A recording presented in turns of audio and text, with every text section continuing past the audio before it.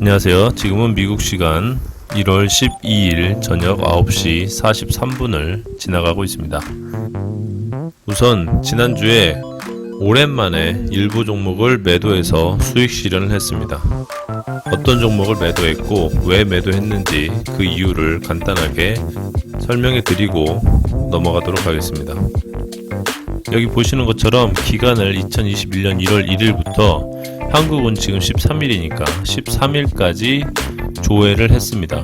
해서 보시는 것처럼 지난 1월 8일에 약 250만원 정도 매도했고 그 중에 손익은 약 91만원 정도였습니다. 수익률로 보면 54%였고 1월 11일에 760만원 정도를 매도해서 손익은 160만원 정도, 수익률은 약 28%입니다. 매도한 종목을 설명해 드리면 앞전에 영상으로 올려드린 어보브 반도체를 100% 전량 매도했습니다. 그리고 삼성전자, 신한지주, ICD를 50%씩 매도했습니다. 매도한 이유는 현재 가지고 있는 종목의 비중을 좀 조절하기 위해서이고, 그리고 포트에 한 종목을 추가하기 위해서입니다. 여기 보시는 것처럼 지난 1월 11일에 160만원 정도 들여서 매수한 종목이 있는데 그 종목은 삼성생명입니다. 저는 제 포트에 최대 10개 종목까지 보유하는 게 원칙입니다. 왜냐하면 10개 종목이 넘어가면 실적이나 기타 이슈에 대한 종목 팔로업이 되지 않아서 10개로 제한을 하고 있고, 현재는 신한생명까지 포함해서 9개 종목을 가지고 있습니다. 올해 2021년에는 현금 비중을 40%대로 유지하는 게 전략입니다. 작년에는 거의 100% 가까이 주식에 투자를 했지만 올해는 조금 더 안전하게 하기 위해서 40%대의 현금 비중을 유지하고 나머지 투자금은 종목별로 비중을 조절해 가면서 대응을 하고 있습니다.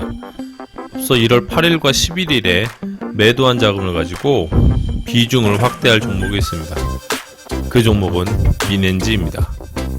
제가 민엔지를 매수한 이후에 대한 내용은 예전에 올려드린 영상에 있으니까 그 영상을 참조 부탁드리겠습니다.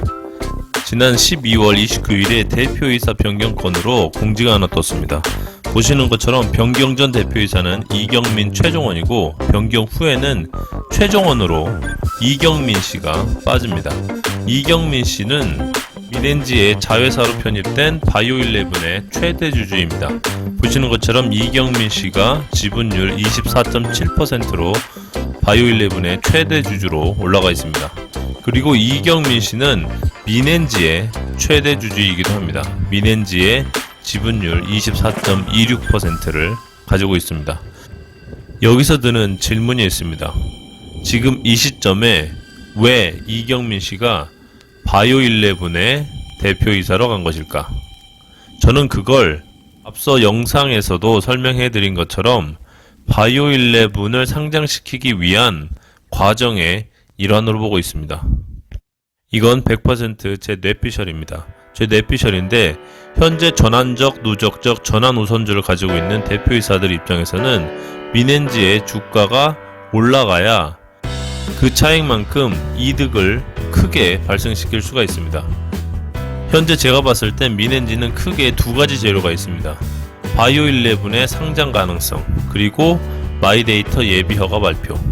마이데이터 예비허가 발표는 1월 13일에 예정되어 있고, 만약에 민엔지가 거기에 포함이 된다면 현재 주가를 한 단계 더 끌어올릴 수 있는 좋은 기회가 될 것이라고 보고 있습니다.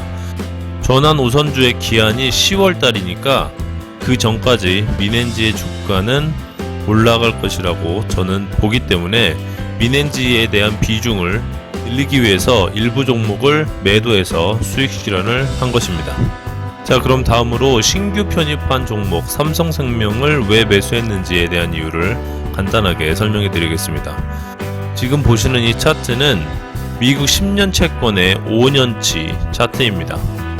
지난 5년 중에 최고를 찍었을 때는 2018년 하반기쯤이고 2020년 상반기에 바닥을 찍었습니다. 그리고 보시는 것처럼 바닥을 찍은 이후에 조금씩 채권금리가 올라가고 있는 상황입니다.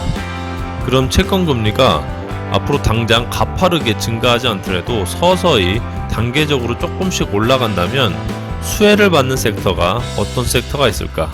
채권에 많은 금액을 투자하는 섹터가 어떤 섹터일까? 그건 보험 섹터였습니다. 그래서 보험 섹터에 들어가 있는 종목들을 하나씩 다 훑어봤습니다. 그래서 저평가 받고 있는 종목 4개를 1차로 추렸습니다.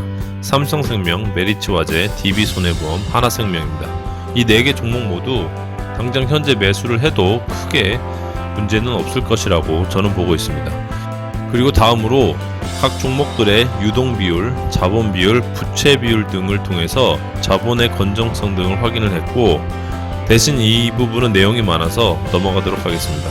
그리고 세 번째로 미국 채권 금리와 이 4가지 종목의 주가 흐름을 비교해 보았습니다. 지금 보시는 차트는 앞서 보셨던 것처럼 미국 10년물 채권 금리 차트입니다. 그리고 지금 보시는 것들은 삼성생명, 하나생명, DB손해보험, 메리츠화재의 지난 5년간의 주가 흐름 차트입니다. 이 중에서 앞서 보신 미국 10년 채권 금리 차트와 주가의 흐름이 비슷한 종목들이 있습니다. 그것은 바로 삼성생명과 하나생명입니다. 여기 보시는 이 하얀색 점선이 미국 10년물 채권금리 차트입니다. 그리고 노란색은 삼성생명이고 빨간색 점선은 하나생명입니다. 차트의 흐름이 완벽하게 일치하진 않지만 크게 봤을 때 거의 비슷합니다. 큰 차이가 있다면 주가가 금리 변동을 선반영하고 있다는 것입니다.